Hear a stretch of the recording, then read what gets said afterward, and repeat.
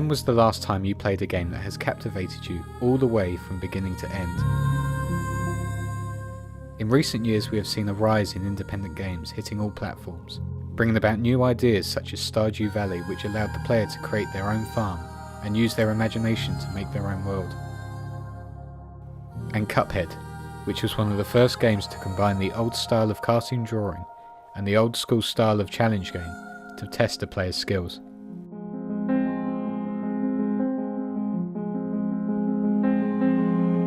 In this time of hundreds of platformers and hundreds of independent games, it's hard to stand out. But this week saw the release of what I think is a game that really stands out above the rest. That game is Nomada Studios' GRIS.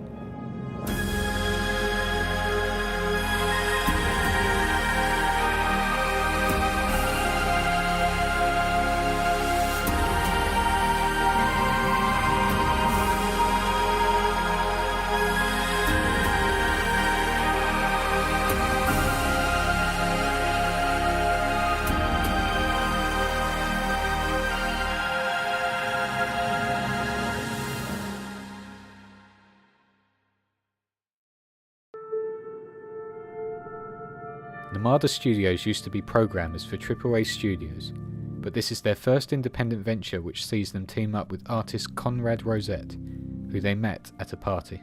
We met at university, yeah. Roger went to, well, he was studying in Montreal, a degree, and started working in Ubisoft.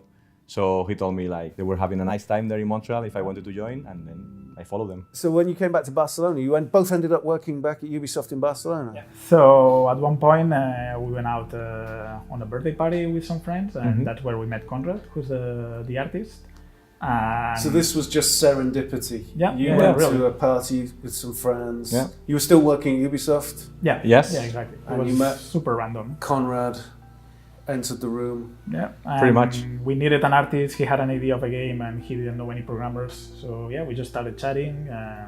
Everything went well, and at some point we just decided to leave Ubisoft, focus on this, and let's do it. At one time, there was a maximum of just 17 people working on this game. How many people did you have at the peak of production? The peak, I think I would say 17 or 18. Maybe there's only 4 of you who ever worked in video games. Yeah, 4 or 5 top. They originally had the idea of doing frame-by-frame drawings, like Cuphead, but in the end it was too complex for what their overall vision for the game was. At a point that we were thinking about making the game, like drawing every frame of the game on paper, and then scan it, and then put it in the computer, and it's like, okay, that's probably too much. Okay, very authentic, very real, and I know some teams that have done that before. Yeah, and props to them. I mean, yeah, it's amazing. It's a lot of work, but way too much work. We still scan some like watercolors. We scan some things. We spend much time figuring out which brush we should use, or how we could add this kind of paper effect to the game. So we work for it to look like if it was a real thing, but it's not. It's digital. GRIS draws instant comparisons to other visual games like Journey and Inside, but the team has stated that GRIS is a work of art, and it's intended to be for anyone who wishes to enjoy and experience it. I think the type of game we have is so artistic that it makes sense that most of the people were artists that were working in the game. What kind of gameplay would you say the game has? Well, I would say it's a 2D platformer with puzzles and some platforming challenges, but from the beginning we always wanted to make something accessible. All in all, it's kind of an experience. We kind of like to say it's a big mix of Inside, Journey, and Ori and the Blind Forest, but taking a bit from everywhere. GRIS has an underlining story about dark and light, about a world absorbed by darkness, and how if you keep pushing and keep positive, you can change that into something beautiful. GRIS's main goal is to stand out. It's to look beautiful, and it's to relax the player and get them invested within the world.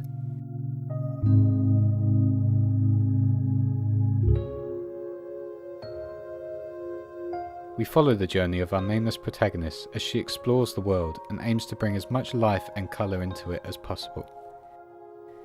The game is simple and effective and can stand out to individuals who understand the underlying themes of mental health and depression, as well as those who just want to take in the beauty of the game. Visually, the game is stunning, and interestingly, for a game that's based on colour, GRIS actually means grey in Spanish. And whether you like modern art or not, it's easy to say that this game's visuals are extremely unique. The fluid watercolours, the strong defined architecture, the small creatures, the plants, the rocks, everything is so original and it all looks extremely well thought out. The lighting also plays a key part in keeping this world alive, and it works so well with the watercolours. It doesn't make the world feel flat and keeps it alive and adds to the experience. The animations of the characters, the water, the platforms, the cinematics are spectacular and again add to the art style. It's not clunky and everything is fluid and makes sense with its movements. From the beginning you are surrounded by grey, everything feels bleak and bland, but as you progress in the game more and more colour is added to the palette, and adding this colour makes the world feel more alive. By the end of the game it's extremely hard not to just stop and stare at the screen.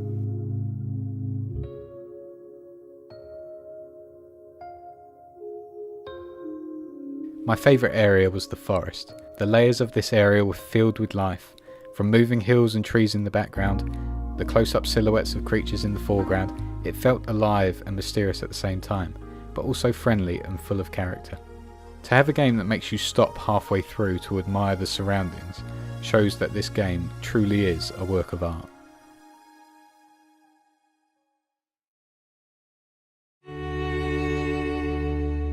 Visuals is one thing, but to have the perfect sound design is another story. GRIS delivers in this easily. Every little thing has a completely unique sound, and everything is so well recorded.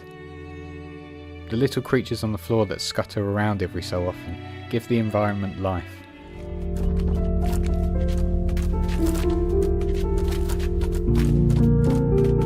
The constellations that act as a pathway have their own unique sound design that give off a magical yet quaint sound to them.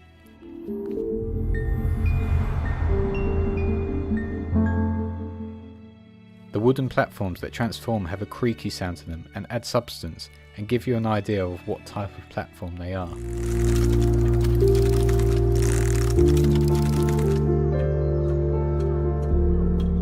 The footsteps, the wildlife, the plants, the platforms themselves, and the water all have such well thought out sound that everything feels alive. Even when your character goes underwater for a bit, the sounds dim down and everything actually sounds like it would if you were actually underwater. This game needs to be heard through headphones to fully experience everything. Speakers, especially 5.1, add a lot of life to this, but sitting in a dark room, looking at the colourful visuals, with headphones on listening to the rich sounds makes for one of the most relaxing experiences I have ever had playing a game, especially with a fantastic soundtrack to add to it, which brings me onto the music.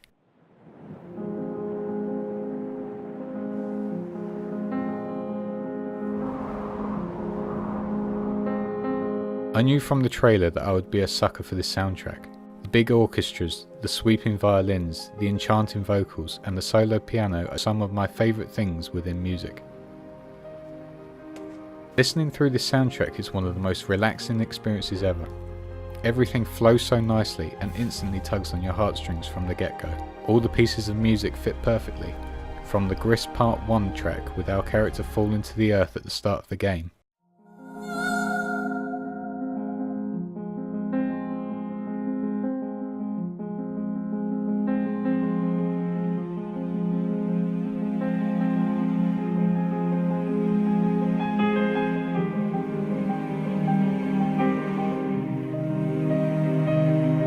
the magical sounding environments track that gives a subtle backing that allows you to be fully engrossed in your environment.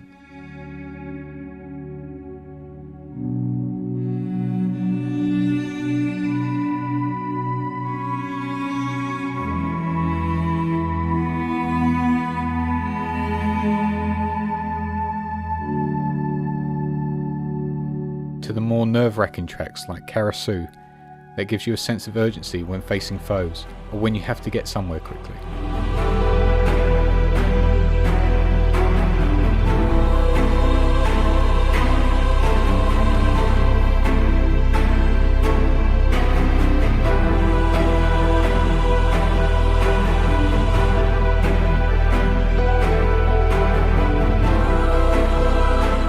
everything fits and works to push the emotional connection to the player, and their character and the environments.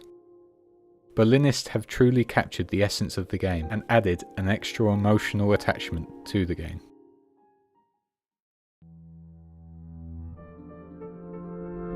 GRIS is simple, and it's safe to say that its main aim is to relax the player and to be beautiful. But that's not to say that it's a poor game in its mechanics. GRIS actually contains some extremely amazing mechanics that in fact display the devs' creativity completely. The game starts slow, easygoing and quite simple in its puzzles, forcing the player really to just make some jumps, get timing right and just find the right path. Eventually amping up the difficulty, adding more elements like time jumps, chained platforming where if you miss a jump you have to start again, complex mazes where the true direction isn't clear, and new character mechanics that encourages the player to work out on their own without any information at all. GRIS isn't hard, and in fact you cannot die or necessarily fail, but it does allow the player to test off their skills and puzzle solving. With hidden collectibles, more advanced players can show off their abilities by collecting all of these that more casual players wouldn't be able to.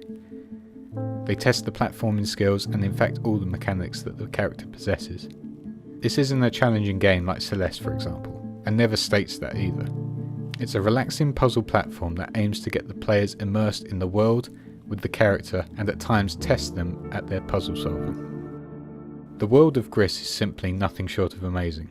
Although it is an extremely linear experience, the environments are so well designed that it feels like an open world experience. In the words of SkillUp, it's a single, uninterrupted world you'll traverse through, and the way it weaves back on top of itself without you even noticing never ceased to amaze me during my playthrough. So often I was convinced that I was going the wrong way or backtracking needlessly, but in the end, every single time, I would be subtly and expertly guided by the level design to my destination. Each level is so different to the last, not only with its art style, but with its design. One minute you're venturing across a desolate wasteland. Next minute you're exploring the wide open forest, then venturing underground and swimming in the dark, deep waters. The design of the maps are so unique and always give you something new to look at. If it isn't obvious by now, GRIS for me is a masterpiece. Everything about this game was well thought out. The art style, the music, the mechanics, and the atmosphere as a whole is something to be praised.